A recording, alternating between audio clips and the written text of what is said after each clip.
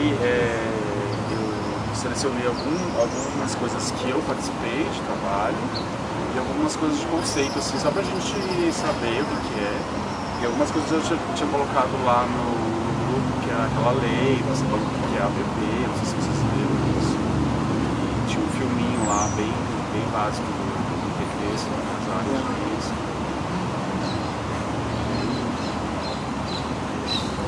Porque áreas ambientalmente frágeis, essas áreas, tudo que é ameaçado pelo meio ambiente em relação à expansão urbana, hoje é considerado frágil.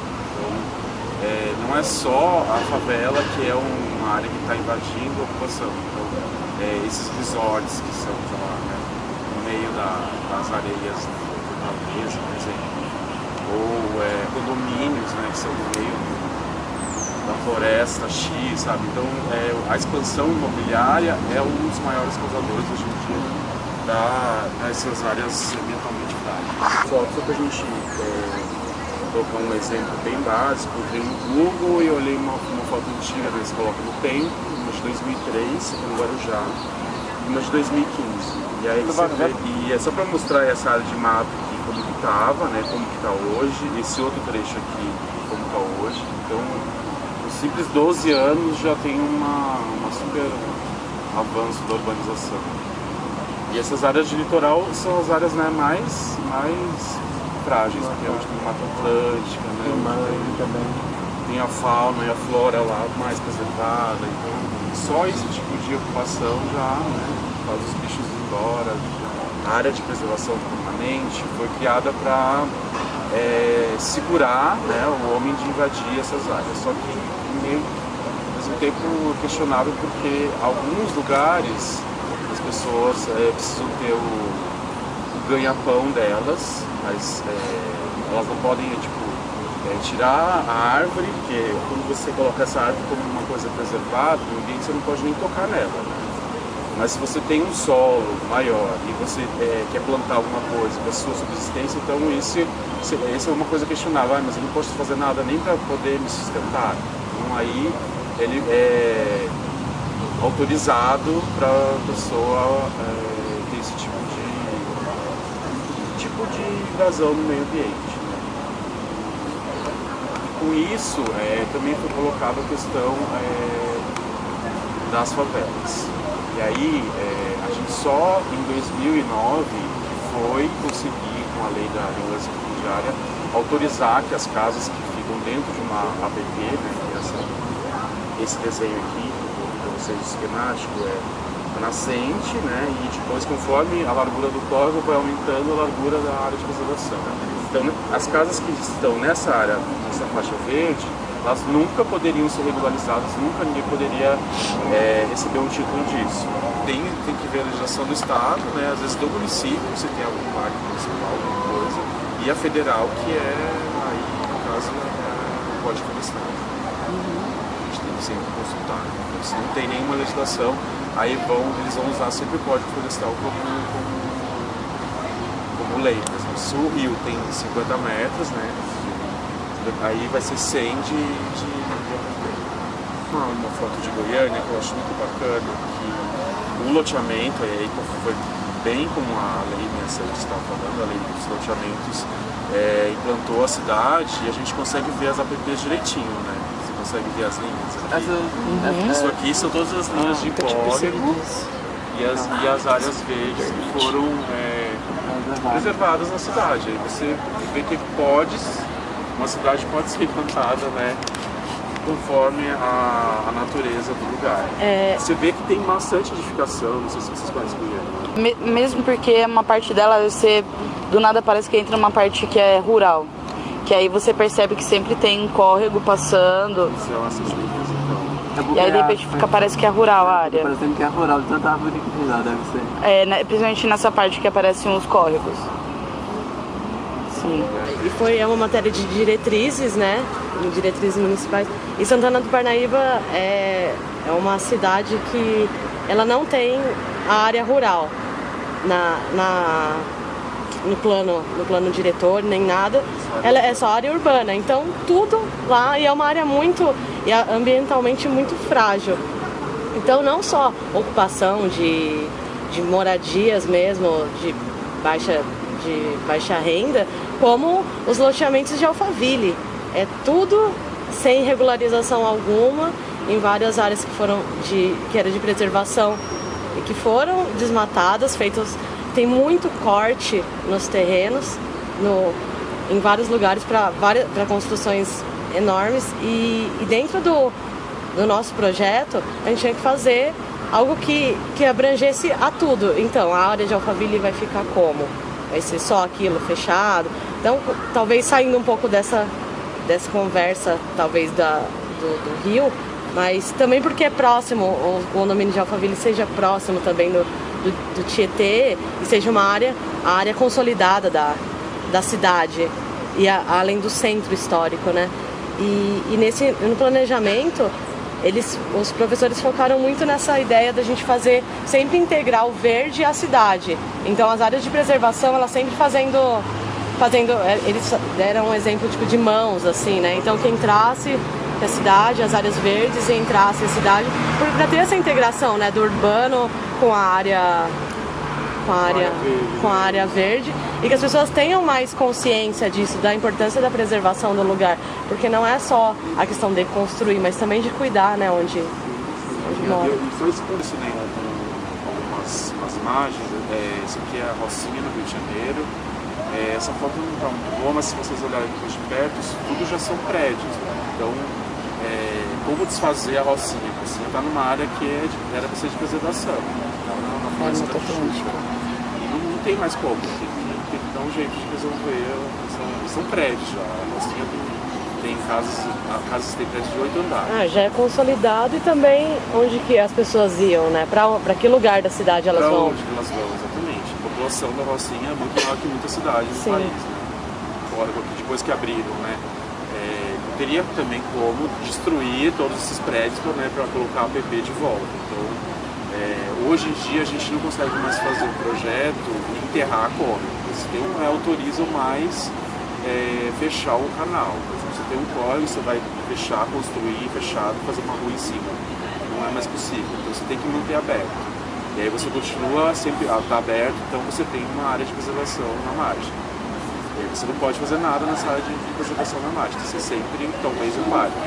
Só que não é sempre que você consegue fazer. Por exemplo, esse córrego aqui está no centro da cidade, né, em Seul, ia ser impossível destruir tudo para colocar um parque, né, maior do que tudo bem, que eles conseguiram fazer ainda uma coisa bacana, né, nessa margem. O projeto que eu trabalhei em Osasco chama Jardim Vicentina, que é o exemplo que eu falei para vocês que não poderia ser feito hoje. Era uma favela que fica inteira praticamente na APP desse córrego, né, que está o azulzinho, e esse era o limite da área. Então a favela era a margem do córrego. A proposta da prefeitura era tirar as pessoas daí e colocar de volta. Então a gente ia colocar em predinhos, né, remover todo mundo, porque era uma área muito ruim de risco. E aí a hora que você tirava todo mundo, o córrego ficava lá e teria que canalizar, senão teria a APP, que a gente não poderia construir. Então, isso virou uma polêmica. Esse era o córrego antes, né? E assim ficou. O projeto também é do Vilheca, é um projeto bem bacana. O IPT, que é o que fez aquele vídeo, é o órgão assim, que melhor tem essa tecnologia. Então, eles definiram essa metodologia de trabalho, que é colocar o tipo do risco, né? Temos 115 mil moradores em área de risco, né? Que são as áreas de risco alto e muito alto, que são as piores. Ou seja, nessas casas, as pessoas estão em perigo, assim, em qualquer momento pode acontecer alguma coisa. Os tipos que a gente mais conhece e que mais acontecem nas nossas cidades, que é o solapamento. Esse é um risco muito perigoso porque ele não é tão visível, assim.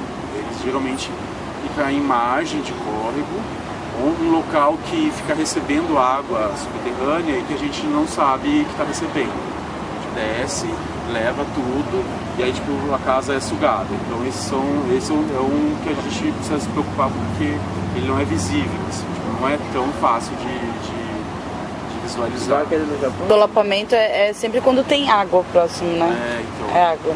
Então não vai ser. Que é tipo escorregamento, só que quando envolve água, né?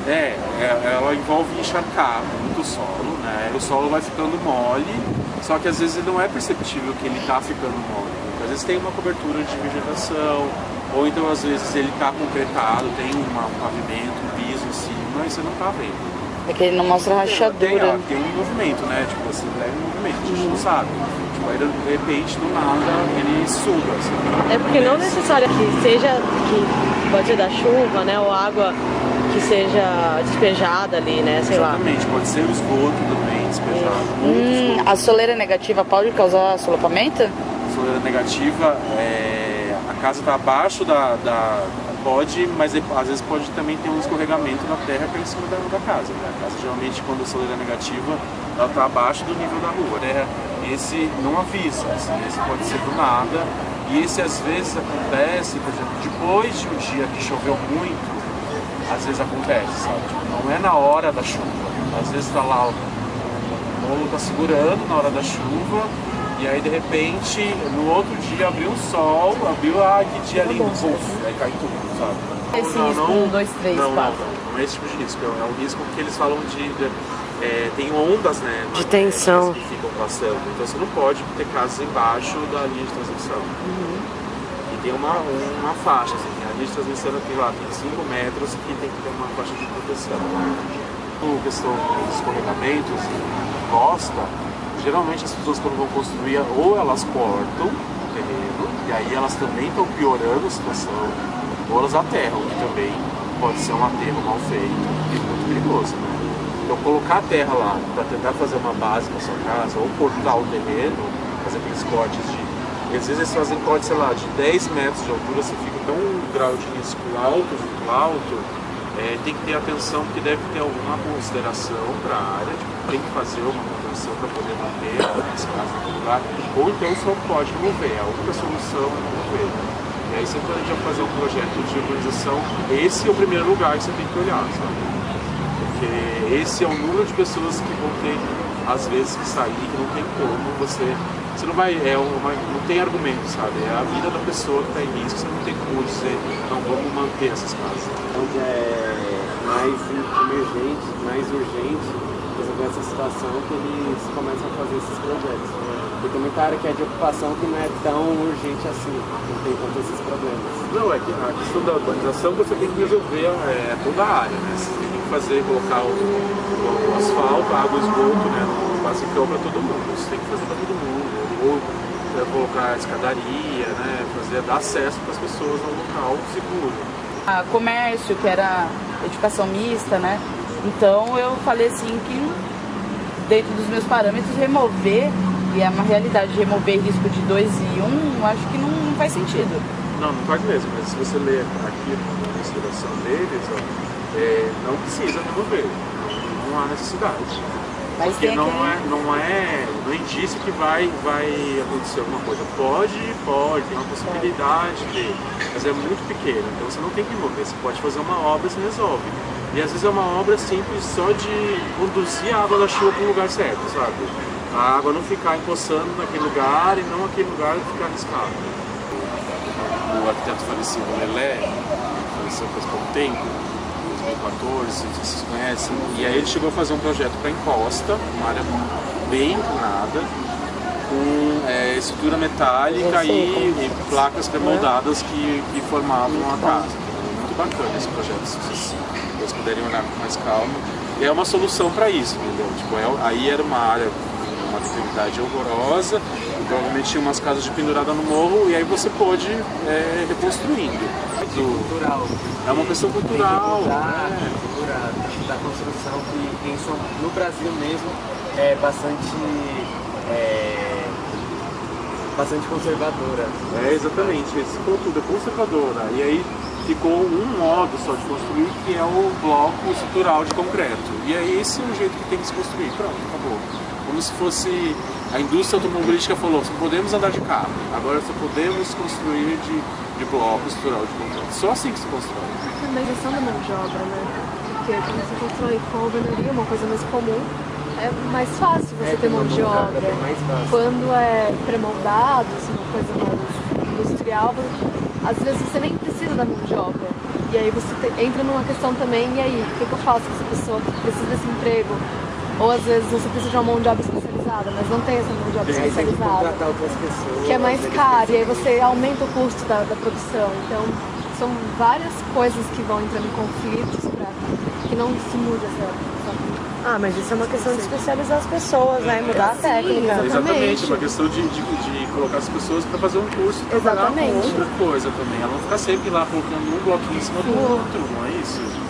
É cultural, e aí fica, as pessoas são à margem, elas não podem... O café, eu pedi café ali, quebrou encanamento, aí tem um cara lá que mexe com encanamento, que mexe com eletricidade, aí tem um pedreiro, eu quero fazer uma reforma, é tudo ali, todo mundo se resolve ali dentro, o povo não fica saindo tanto, então você vê, o contato é muito forte isso daí, é muito diferente essa comunidade